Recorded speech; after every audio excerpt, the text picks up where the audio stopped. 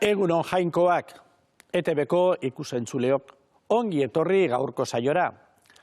Egibidean Garizumako laugarren igande honetan, ikusiko dugu nola Jesusek ireki dizkion begiak jaiotzetik itzu zen gizonari. Sinismen heldutasunera bidean, Kristoren bitartez, eraldaketa sakona izan du itsu izanak. Bihotz berritu ondoren, Kristorekin bat eginda haren misioa bultzatuko du. Bere herriaren, Israelen fede itzumena sendatzeko Jesusen argi berria aipatuko die. Aurretik, Siloeko urputzuko uretan sartuko da.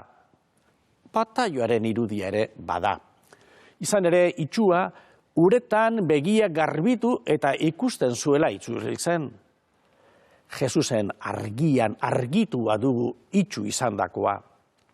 Jesus, jainkoaren azalpen argia den antzera, kristaua Jesusen agerpe izatera deiturik dago. Jesus eta itsua sinagogatik kanpo geldituko dira jainkoaren erreinua antolatzeko prest. Jaunak sendatu du itsua, honek fede aitorpen ederra egiten du. Jesusen aurrean auspestuz eta esanez sinisten dut jauna. Orduan Jesusek gaineratu zuen. Ikusten omen dutenak itsu bihurtuko dira. Beraz lagunok, Jesusi eskatuko diogu argi ditzala gure begiak. Sinodoaren idazkaritzak bidalitako laburpenak lagunduko digu Garizumako ibilbidean egiaz eta zintzotasunez jarraitzeko. Sinodoaren bitartez, jainkoak elkarturik lan egitera dei egiten dugu gizadi osoarekin batera. Izan ere, eguneroko bizitzan, sinismen, iritzi eta jarrera askotarikuak bildu egiten gara, normaltasunez. Gogo honeko gizon emakumeekin batera, arazo asko ditugu konpontzeko. Besteak beste, txirotasuna, indarkeria, osasunaren gabeziak, heziketa falta, eta fedearen aldetik, ekumenismoa eta erlijio ezberdinen arteko elkarrizketa indartu beharra ditugu.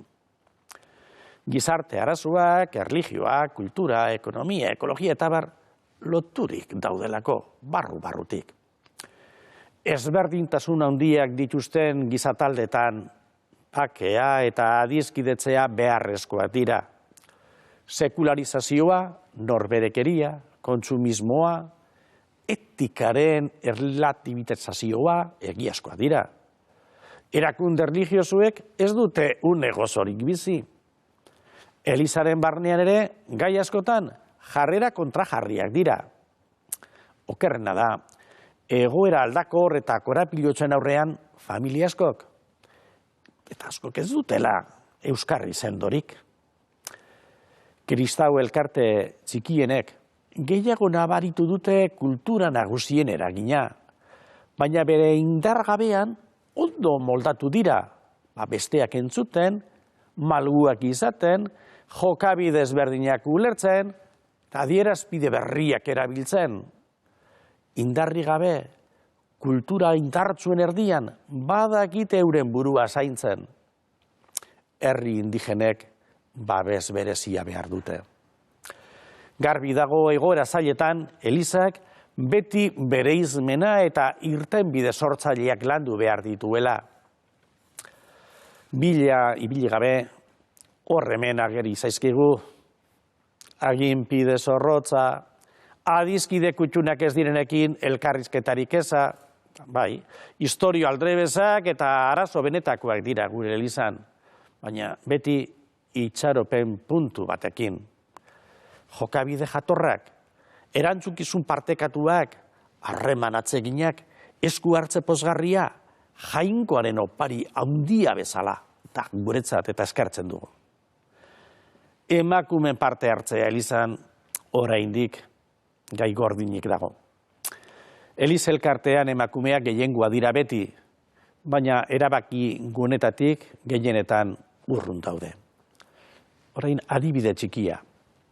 Hane, emakume, afrikarra, beltza, erlijiosoa, misiolaria. Beharrezko prestakuntza lortu eta Europara bidaltzen dute misiolari.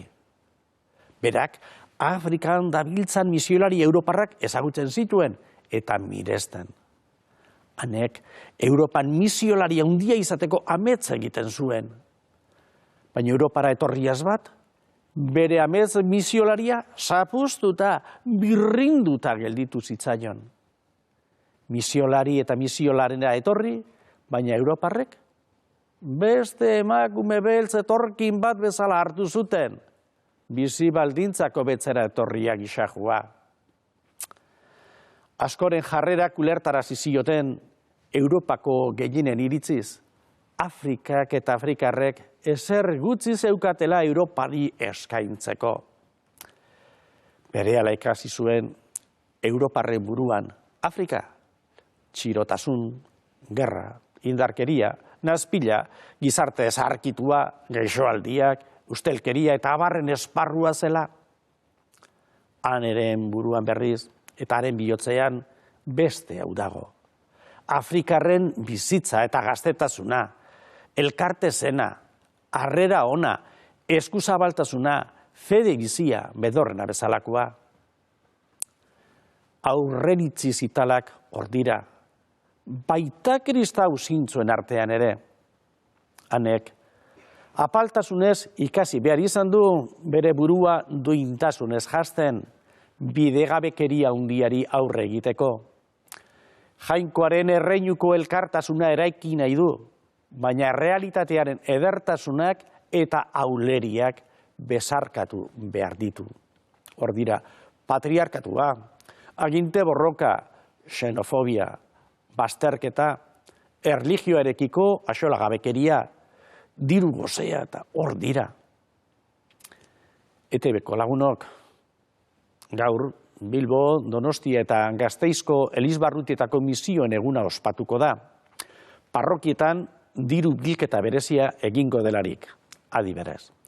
Lagunok, ireki ditzagun begiak Jesusekin batera eta alaitasunez jarraitu garizumako bidean, Paskua hurbil da eta. Hurrengo igandera arte, ondo izan. Agur.